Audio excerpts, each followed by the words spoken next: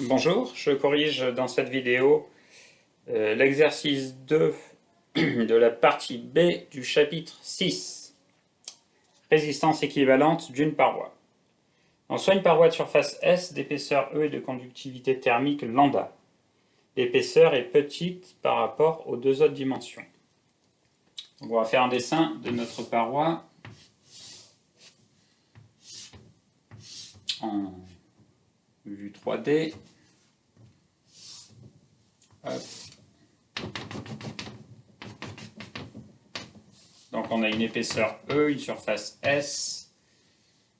On va faire un repère X, Y, Z et on va appeler cette dimension LZ et cette dimension LY. Donc on vous dit dans l'énoncé que E est beaucoup plus petit que les autres dimensions.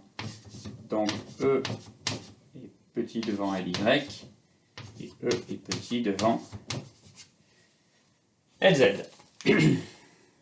On note enfin TA et TB, les températures à gauche et à droite de la paroi, qui sont homogènes sur l'ensemble de la paroi. Pourquoi peut-on approcher le système par un système à une dimension? Bon, on l'a écrit ici. Si l'épaisseur est très faible devant LY et LZ, on va pouvoir négliger les effets de bord. Donc, je le note ici. Ces conditions permettent de négliger les effets de bord. On néglige les effets de bord. Et donc, ça veut dire qu'on peut se placer à une dimension. Écrire l'équation de la chaleur et la résoudre en régime permanent avec les données du problème. Alors, je vais effacer ceci. Je vais redessiner la paroi, mais vu qu'on travaille à une dimension, je vais simplifier le schéma. Donc là, c'est la paroi qui a une épaisseur E. Ici, on a TA, ici, on a TB, et là, donc, c'est l'axe des X. Donc, si on réécrit l'équation de la chaleur, l'équation générale, c'est la dérivée de la température par rapport au temps égale à d laplacien de t plus p sur ρc. Donc notre système est passif, donc la puissance volumique est nulle. On peut enlever ce terme. On est en régime permanent, donc la dérivée temporelle est nulle. Et enfin, on travaille à une dimension. Donc le Laplacien de t, c'est la dérivée seconde de t par rapport à x2.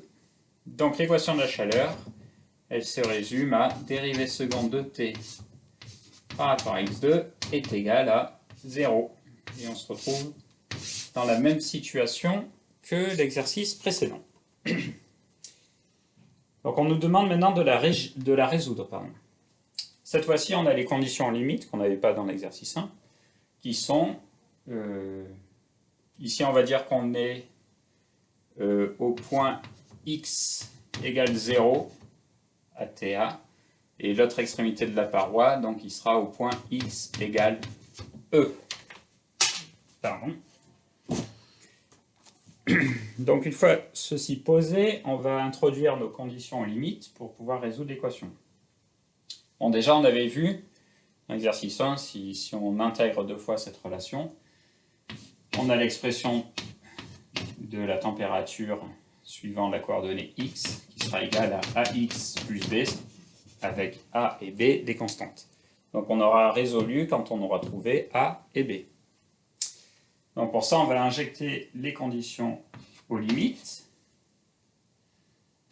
qui sont que la température à x égale 0, c'est égal à TA, et que la température en x égale E, c'est TB.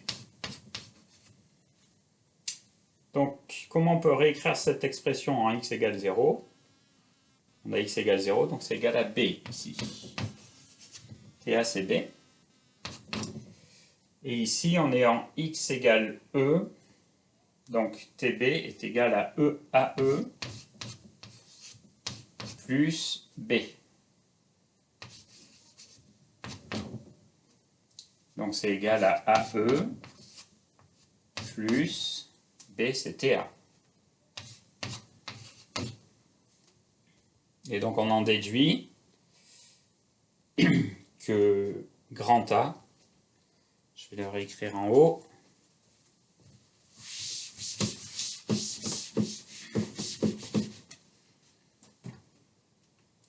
donc de l'équation 1, on déduit évidemment que B est égal à TA. Ça, c'est à partir de l'équation 1. Et à partir de l'équation 2, on peut écrire que grand A est égal à TB moins TA sur E. TB moins TA sur E. Donc je le réécris ici. Grand A égale TB moins TA sur E. Donc on peut réécrire notre équation Tx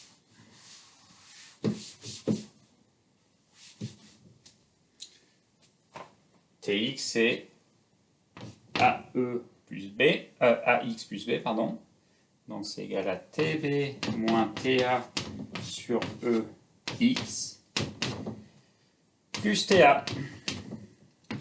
Voilà l'expression de la température en fonction de la coordonnée X et des conditions limites.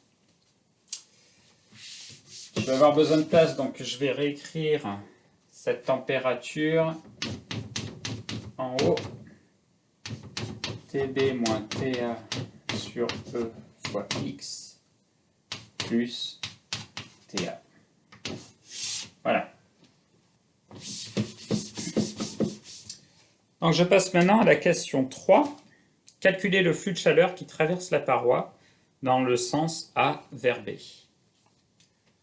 Donc on avait notre paroi comme ceci, ici le coordonnée X, et on va chercher, sachant qu'ici on avait la température TA, ici la température TB, on cherche le flux de chaleur qui traverse de A vers B. Alors, pour calculer le flux de chaleur, le flux, ça sera égal à la double intégrale donc sur la surface de la paroi de J, le vecteur densité de courant de chaleur, scalaire ds, l'élément infinitésimal de paroi. Et tout ceci avec le J thermique qui est égal à moins lambda gradient de T, c'est-à-dire en utilisant la loi de Fourier.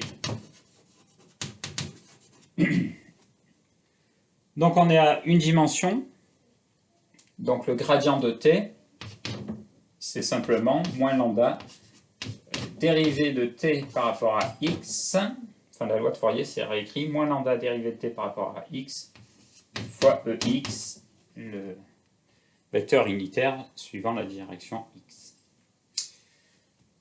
On va injecter ceci dans cela, donc notre flux, c'est la double intégrale, donc c'est toujours sur la surface, hein, de J thermique, donc moins lambda dérivée de T par rapport à X, EX, scalaire ds, alors ds c'est ds EX.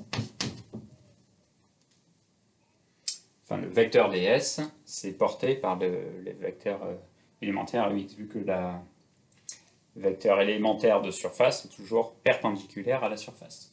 Le vecteur ds, il est comme ceci. Ok. Alors, que vaut la dérivée de t par rapport à x? On reprend l'expression qu'on a trouvée tout à l'heure, et donc ça sera simplement, la dérivée, ce sera ce coefficient. Je vais tout de suite remplacer, et je vais faire passer ds devant, ça sera plus simple aussi. Alors, j'efface ceci. La dérivée de t par rapport à x, c'est tb moins ta sur e ds ex scalaire ex. Produit scalaire de deux vecteurs unitaires parallèles, c'est évidemment 1. Donc on peut effacer ceci. Donc, on n'a plus qu'à exprimer le flux en intégrant. On va obtenir simplement lambda S, la surface sur E, TA moins TB. Voici le flux qui traverse la paroi S. Voilà, la suite à la prochaine vidéo.